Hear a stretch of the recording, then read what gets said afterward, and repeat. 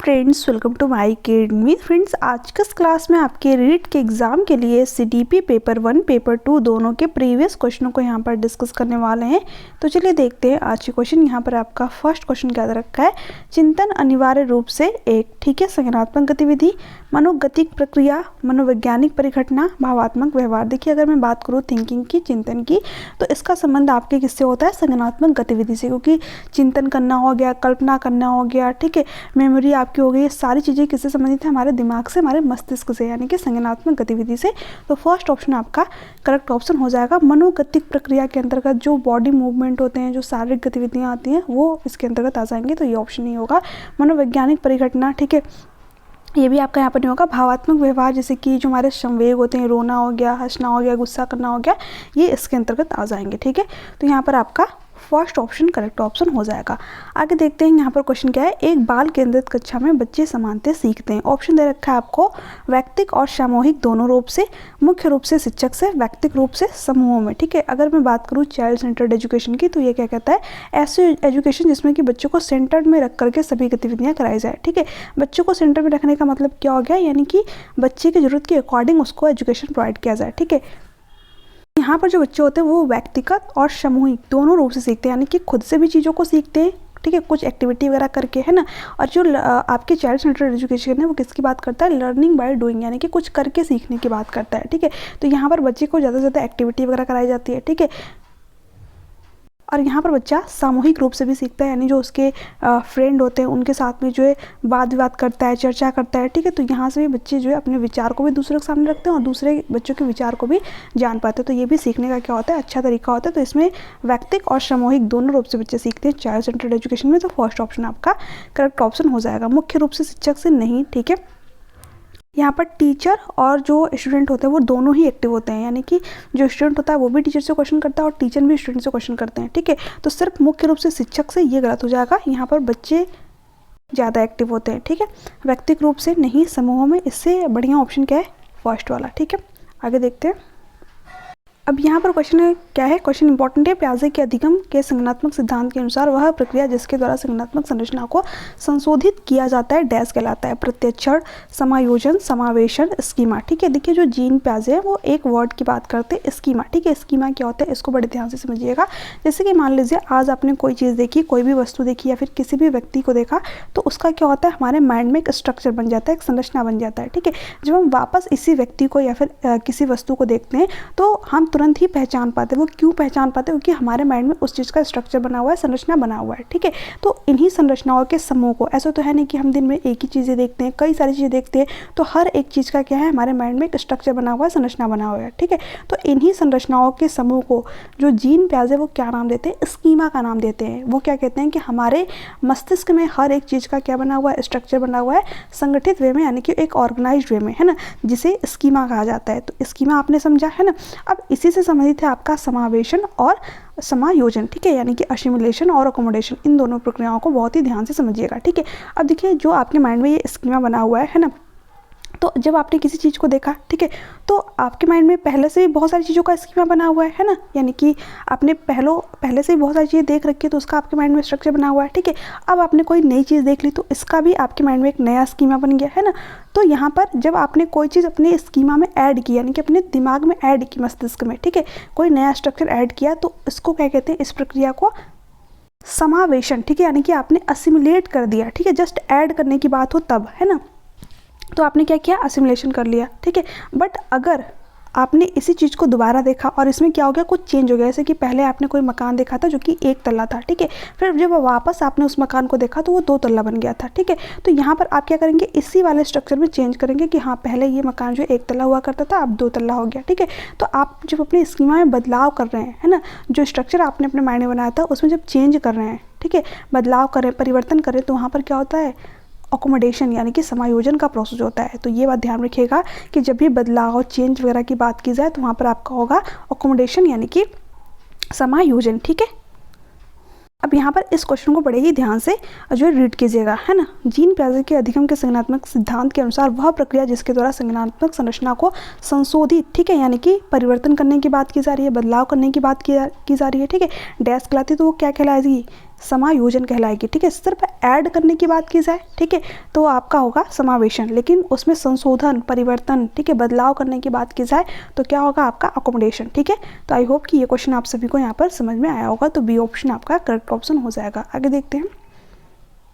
अब ये क्वेश्चन क्या है, एक शिक्षिका अपने शिक्षार्थियों की सदैव इस रूप में सहायता करती है कि वे एक विशेष क्षेत्र से प्राप्त ज्ञान को दूसरे विशेष क्षेत्र के ज्ञान से जोड़ सके, इससे डैश को बढ़ावा मिलता है। ठीक है, अब देखिए जैसे कि मान लीजिए आप बच्चों को कोई सब्जेक्ट पढ़ा रहे हैं, है ना, तो इस तरीके से पढ़ा रहे हैं जैसे कि कभी कभी हम साइंस वगैरह पढ़ते हैं, है ना, तो उसमें भी कुछ इस तरीके से चीज़ें बताई जाती हैं जिससे कि आपको कई सारे सब्जेक्ट में हेल्प मिलती है। इसके अलावा जो आप मैथ वगैरह पढ़ते हैं तो इससे आपको साइंस में जो क्वेश्चन वगैरह होते हैं उनको सॉल्व करने में हेल्प मिलती है। ठीक है, तो यहाँ पर जो भी सब्जेक्ट पढ़ा है वो इस तरीके से पढ़ा है ताकि बच्चे को अलग जो सब्जेक्ट है उसमें भी हेल्प मिले। ठीक है, तो यहाँ पर दे रखा है पुनर्वर्णन। इसके बाद देखिए BF स्किनर करते हैं, सकारात्मक नकारात्मक रीइंफोर्समेंट की बात ये करते हैं आपकी BF स्किनर, तो इसका यहाँ पर मतलब है नहीं। ठीक है, ज्ञान के सहसंबंध एवं अंतरण, बिल्कुल सही बात है, यहाँ पर आपका बी ऑप्शन करेक्ट ऑप्शन हो जाएगा। यानी कि जो ज्ञान है, जो नॉलेज है किसी एक सब्जेक्ट का, उसको अलग सब्जेक्टों के साथ में जोड़ देना, ठीक है, संबंधित कर देना, है ना, तो ये आपका यहाँ पर बी ऑप्शन करेक्ट ऑप्शन हो जाएगा। व्यक्तिगत विभिन्नताएं, देखिए इसका मतलब क्या होता है कि हर एक व्यक्ति में इंडिविजुअल डिफरेंस है, व्यक्तिगत विभिन्नता है। हर एक बच्चा, हर एक व्यक्ति जो है दूसरे व्यक्ति से क्या होता है, अलग होता है। हर बच्चे के सोचने, समझने, तर्क करने की जो क्षमता होती है, जो जिज्ञासा होती है, वो दूसरे बच्चों के बच्चे क्या होती है, अलग होती है। जुड़वा बच्चे भी एक समान नहीं होते। ठीक है, तो यहाँ पर ये कहता है, तो इसका यहाँ पर मतलब है नहीं। शिक्षार्थी श्वेता, श्वेता का मतलब जब विद्यार्थी जो है खुद से चीज़ें करने पर डिपेंड हो जाता है, निर्भर हो जाता है। ठीक है, तो यहाँ पर इसका भी मतलब नहीं है। यहाँ पर आपका विषयों को जोड़ने की बात की जा रही है, तो बी ऑप्शन करेक्ट ऑप्शन हो जाएगा। आगे देखते हैं, यहाँ पर सृजनात्मकता मुख्य रूप से डैश से संबंधित है। ऑप्शन दे रखा है मॉडलिंग, अनुकरण, अभिसारी चिंतन, अपसारी, बहुविध चिंतन। देखिए अगर मैं बात करूँ क्रिएटिविटी, सृजनात्मकता की, तो ये आपका किससे संबंधित है, अपसारी यानी कि बहुविध चिंतन। ठीक है, यहाँ पर दे भी रखा है आपको हिंट। ठीक है, अपसारी का मतलब ही क्या होता है, डाइवर्जेंट थिंकिंग, यानी कि मल्टीपल डायरेक्शन में सोच पाना। अब देखिए मल्टीपल डायरेक्शन का मतलब क्या हो गया, है ना, जैसे कि अगर मैं आपसे पूछूं कि जो हमारा अर्थ है, अगर इस पे से ग्रेविटेशनल फोर्स यानी कि गुरुत्वाकर्षण बल खत्म हो जाए तो क्या होगा। ठीक है, तो इसमें क्या करेंगे आप, अनेक आंसर देंगे, है ना, कई प्रकार के आंसर आप बता पाएंगे। या फिर मैं आपसे पूछूं कि पानी बचाव के उपाय क्या हो सकते हैं। ठीक है, तो यहाँ पर हर एक बच्चे का अलग अलग आंसर होगा, हर एक बच्चा जो है अपने अकॉर्डिंग आंसरों को बताएगा। तो यहाँ पर बच्चा क्या करेगा, मल्टीपल डायरेक्शन में सोच पाएगा। बट यहीं पर अगर मैं ये पूछ दूँ कि महात्मा गांधी का जन्म क्या हुआ, कब हुआ था, तो आप जो है यही बताएंगे ये 2 अक्टूबर। ठीक है, इसमें सिर्फ एक ही आंसर आप बता पाएंगे। तो ये क्या हो गया आपका क्लोज एंडेड क्वेश्चन हो गया। ठीक है, यानी कि मैंने क्या किया, आपको इस तरीके का क्वेश्चन दिया जिसमें कि आप सिर्फ एक ही आंसर बता सकते हैं। ठीक है, बट एक इस तरीके का भी क्वेश्चन होता है इसमें कि आप मल्टीपल आंसर बता सकते हैं ना। तो इसी तरीके का क्वेश्चन बच्चों को ज़्यादा जो है पूछना चाहिए जिसमें कि बच्चा मल्टीपल आंसर बता पाए, ताकि उसकी क्रिएटिविटी, ठीक है, बच्चा कितना अपना दिमाग लगा करके, ठीक है, किस तरीके से चीज़ों को रिप्रेजेंट कर पा रहा है ना, ये चीज़ें जो है डाइवर्जेंट थिंकिंग यानी कि आप सारे चिंतन से पता चलती हैं। तो ये आपका क्रिएटिविटी से संबंधित होता है, ये बात ध्यान रखेंगे। डी ऑप्शन करेक्ट है। अनुकरण ये आपका नहीं होगा। ठीक है, मॉडलिंग ये नहीं होगा। अभी सारे चिंतन ये देखिए आपका क्लोज एंडेड होता है, जो कि मैंने आप लोगों को बताया। ठीक है, किसी एक ही बिंदु पे आकर के रुक जाना। ठीक है, जो अभी मैंने आप लोगों को महात्मा गांधी वाला क्वेश्चन बताया था। ठीक है, तो जो इस टाइप के क्वेश्चन होते हैं वो आपके अभिसारी चिंतन के अंतर्गत आते हैं, यानी कि कन्वर्जेंट के अंतर्गत। ठीक है, यहाँ पर डी ऑप्शन करेक्ट है। आगे देखते हैं, यहाँ पर एक विद्यार्थी मेडिकल कॉलेज में दाखिला लेने के लिए कठिन परिश्रम करता है ताकि वह प्रवेश परीक्षा में उत्तीर्ण हो सके।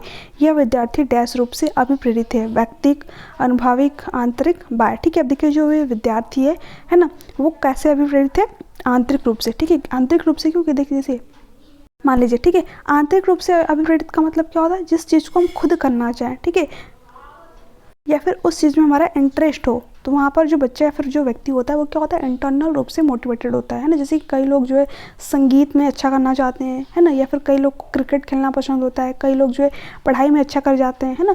तो यहाँ पर जिस फील्ड में जिस व्यक्ति का इंटरेस्ट होता है वो उस फील्ड में कार्य करना चाहता है। ठीक है, उसमें जो है उस फील्ड में उसको कार्य करने से उसको खुशी भी मिलती है ना। तो ये होता है आपका इंटरनल मोटिवेशन। बाह्य अभिप्रेरणा क्या होता है, जिसमें कि आप किसी रिवॉर्ड वगैरह के लिए कार्य करते हैं, है ना, कि अगर मैं ये एग्ज़ाम क्वालिफाई कर जाऊंगा तो मुझे जॉब मिल जाएगी, या फिर ये एग्ज़ाम क्वालिफाई कर लूँगा तो पापा मुझे फ़ोन दिलाएंगे, बाइक दिलाएंगे, है ना, या फिर जो स्कूटी दिलाएंगे। तो यहाँ पर जो इस तरह की चीज़ें होती हैं आपके एक्सटर्नल मोटिवेशन के अंतर्गत आ जाएंगी। ठीक है, अब देखिए यहाँ पर जो विद्यार्थी है ना, वो मेडिकल कॉलेज में दाखिला लेने के लिए कठिन परिश्रम करता है ना, ताकि वह प्रवेश परीक्षा में उत्तीर्ण हो सके। ठीक है, अब देखिए वो विद्यार्थी खुद मेहनत कर रहा है। ठीक है, क्यों कर रहा है? क्योंकि उसको मेडिकल कॉलेज में दाखिला लेने हैं, है ना। यहाँ पर किसी रिवॉर्ड या फिर जो है किसी इनाम की बात नहीं हुई है, सिर्फ वो पढ़ने के लिए ऐसा कर रहा है ना। तो यहाँ पर जो बच्चा है वो कैसे मोटिवेटेड है? इंटरनल रूप से, आंतरिक रूप से। तो सी ऑप्शन आपका करेक्ट ऑप्शन हो जाएगा। आगे देखते हैं, व्यवहार का करना, ठीक है, पक्ष डैश में आता है। सीखने के गतिक यानी कि कोनेटिक क्षेत्र, सीखने के मनोवैज्ञानिक क्षेत्र, सीखने के संज्ञानात्मक क्षेत्र, सीखने के भावात्मक क्षेत्र, ठीक है। तो जो हमारा बिहेवियर होता है इसका करना जो है किस पक्ष में आता है? सीखने के गतिक यानी कि कोनेटिक क्षेत्र में। तो ये आपका फर्स्ट ऑप्शन करेक्ट ऑप्शन हो जाएगा। संज्ञानात्मक क्षेत्र में तो मैंने आप लोग को बताया जो हमारे दिमाग से संबंधित एक्टिविटी हो जाती है, जो गतिविधियाँ होती है, ठीक है। बाकी भावात्मक क्षेत्र में जो आपका संवेग होते हैं वो आ जाता है, ठीक है। तो ये आपका यहाँ पर फर्स्ट ऑप्शन करेक्ट है। आगे देखते हैं, विज्ञान व कला प्रदर्शनियों, संगीत एवं नृत्य प्रस्तुति तथा विद्यालय पत्रिका निकालना डैश के लिए है। शिक्षार्थियों को सृजनात्मक मार्ग उपलब्ध कराना, बिल्कुल सही बात है, फर्स्ट ऑप्शन करेक्ट है। जैसे कि मान लीजिए जो कला प्रदर्शनी कराई जाती है स्कूल में या फिर संगीत नृत्य प्रस्तुति कराई जाती है ना, तो इससे क्या होता है? बच्चे की क्रिएटिविटी निकल कर सामने आती है, ठीक है। यानी बच्चा जो है अलग अलग संस्कृति के बारे में जान पाता है, अलग अलग कल्चर के बारे में जान पाता है, ठीक है। फिर आपने देखा भी होगा कई बार बच्चों को लक्ष्मीबाई, ठीक है, या फिर जो है भगत सिंह, इस तरीके के कैरेक्टर जो है करने को दी जाती है। तो यहाँ पर जो बच्चे की क्रिएटिविटी होती है वो निकल कर सामने आती है, और कहीं ना कहीं बच्चों को जो है इसमें इंटरेस्ट भी आता है, ठीक है। बच्चा जो है खुशी खुशी इन चीज़ों को करना भी चाहता है ना। तो यहाँ पर जो है ये सारी चीज़ें क्यों कराई जाती है? ताकि बच्चे जो क्रिएटिव हो, है ना, उनका माइंड सेट डेवलप हो। तो यहाँ पर फर्स्ट ऑप्शन करेक्ट है। विभिन्न व्यवसायों के लिए विद्यार्थियों को प्रशिक्षित करना, नहीं, व्यवसाय के लिए प्रशिक्षित नहीं किया जाता है, यहाँ पर उसकी क्रिएटिविटी निकल कर सामने आए, ठीक है। विद्यालय का नाम रोशन करने के लिए, ये तो गलत हो जाएगा, अभिभावकों को संतुष्ट करने के लिए, ठीक है। देखिए जो नृत्य प्रस्तुति वगैरह या फिर जो संगीत प्रदर्शनियाँ, विद्यालय पत्रिका, है ना, ये सारी चीज़ें जो है अभिभावकों को संतुष्ट करने के लिए या फिर विद्यालय का नाम रोशन करने के लिए, ये बिल्कुल गलत ऑप्शन हो जाएंगे, ठीक है। यहाँ पर एक ही ऑप्शन करेक्ट है आपका। आगे देखते हैं, एक शिक्षिका अपने शिक्षार्थियों के अनेक तरह की सामूहिक गतिविधियों में व्यस्त रखती है, जैसे कि समूह चर्चा, समूह परियोजना, भूमिका निर्वाह आदि। यह सीखने के किस आयाम को उजागर करती है? सामाजिक गतिविधि के रूप में अधिगम। देखिए जब भी समाज वगैरह में रहने की बात हो, बच्चा समाज से सीखे, सामूहिक रूप से सीखे, ठीक है, किसी के सहयोग से सीखे, है ना, तो वहाँ पर किसकी बात होगी? सामाजिक गतिविधि की, है ना। और इस पर ज़्यादा फोकस किसने किया था? लेव वाइगोस्की ने, ठीक है, जो कि लेव वाइगोस्की जो कि क्या कहते हैं कि जो बच्चा होता है अपने समाज और संस्कृति से सबसे ज़्यादा चीज़ों को सीखता है, ठीक है। इसलिए इनकी थ्योरी का नाम भी है सामाजिक सांस्कृतिक सिद्धांत, ठीक है। तो यहाँ पर देखिए सिंपल सा दे रखा है समूह परियोजना, ठीक है, ये सारे वर्ड दिखे ना तो आप समझिएगा कि समाज की ही बात हो रही है ना, सामाजिक गतिविधि की। तो ए ऑप्शन करेक्ट है। मनोरंजन द्वारा अधिगम, देखिए यहाँ पर मनोरंजन वगैरह की बात नहीं की गई है, भाषण निर्देशित अधिगम नहीं, प्रतियोगिता आधारित अधिगम नहीं, ठीक है, कंपटीशन बच्चों में नहीं कराना है, ठीक है। तो ये तीन ऑप्शन तो आपके हो गए गलत, फर्स्ट ऑप्शन करेक्ट ऑप्शन हो जाएगा। आगे देखते हैं हम लोग यहाँ पर, जब एक शिक्षिका दृष्टिबाधित शिक्षार्थी को कक्षा के अन्य शिक्षार्थियों के साथ सामूहिक गतिविधि में शामिल करती है तो वह, ठीक है, ऑप्शन क्या दे रखा है?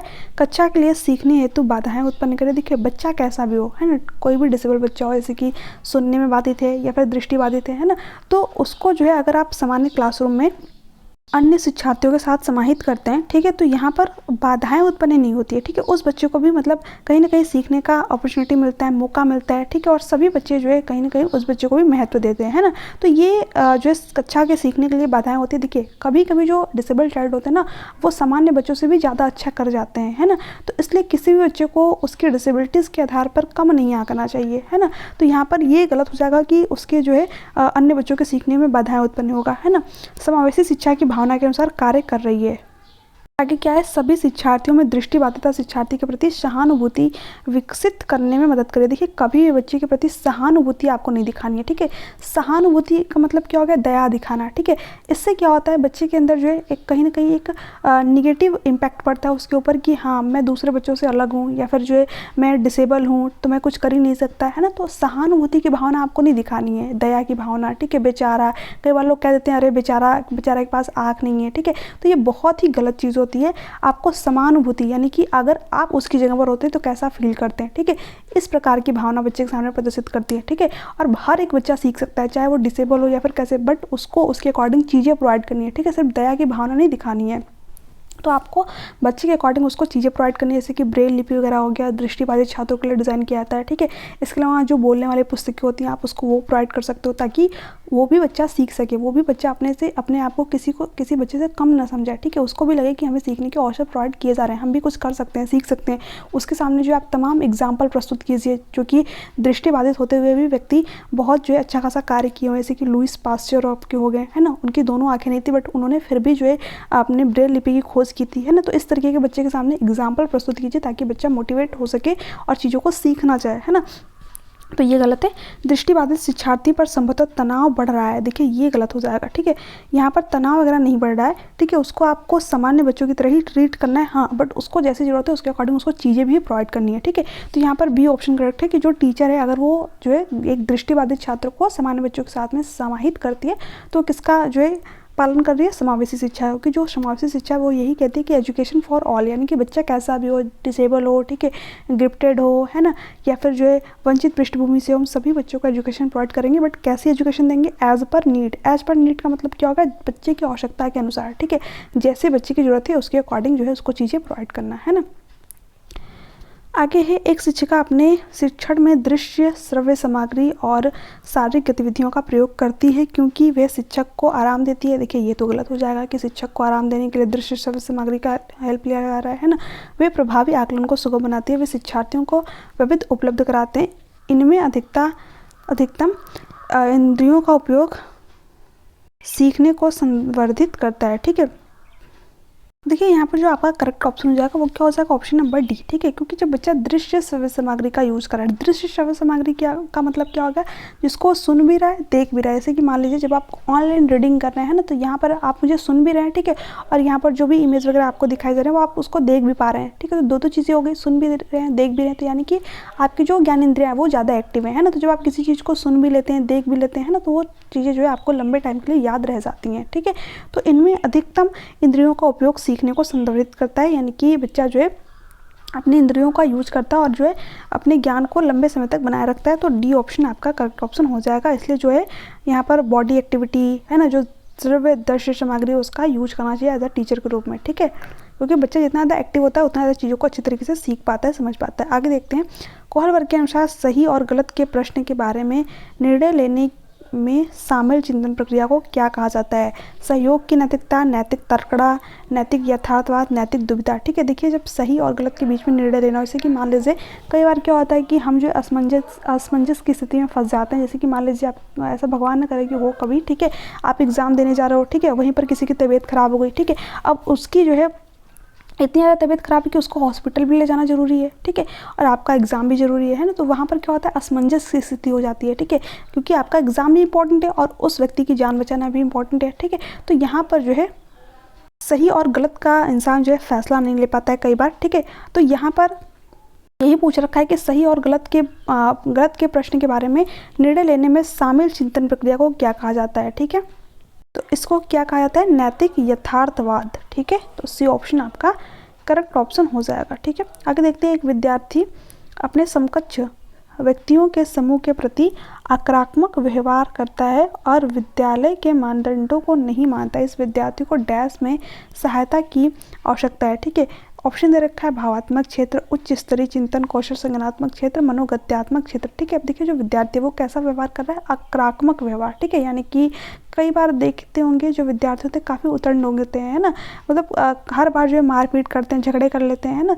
तो यहाँ पर इसमें बच्चे की गलती नहीं होती। एज अ टीचर के रूप में आपको देखना है कि बच्चे के सीखने में कहाँ पर कमी आ रही है, किस वजह से बच्चा इस तरीके का व्यवहार प्रदर्शित कर रहा है, क्या उसको स्कूल में कोई दिक्कत है या फिर बच्चा जो है सही तरीके से चीज़ों को सीख नहीं रहा है ना। तो इन सभी पॉइंटों को देखने के बाद ही जो है आपको बच्चे को उसके अकॉर्डिंग चीज़ें यानी कि सहायता प्रोवाइड करनी है, ठीक है। तो यहाँ पर जो बच्चा है वो किस तरीके का व्यवहार प्रदर्शित कर रहा है, आक्रामक व्यवहार प्रदर्शित कर रहा है। तो बच्चे के कौन से जो है मतलब कहाँ पर उसको सहायता करने की जरूरत है, भावात्मक क्षेत्र में, उसके संवेगात्मक क्षेत्र में, ठीक है। तो ए ऑप्शन आपका करेक्ट ऑप्शन हो जाएगा। बाकी उसको बॉडी से रिलेटेड एक्टिविटी में कोई दिक्कत है नहीं, तो मनोगत्यात्मक क्षेत्र होगा नहीं, ठीक है। संज्ञानात्मक क्षेत्र जब मस्तिष्क संबंधित कोई समस्या होती है ना, तो ये आपका हो जाता है। उच्च स्तरीय चिंतन कौशल, तो ये भी नहीं होगा।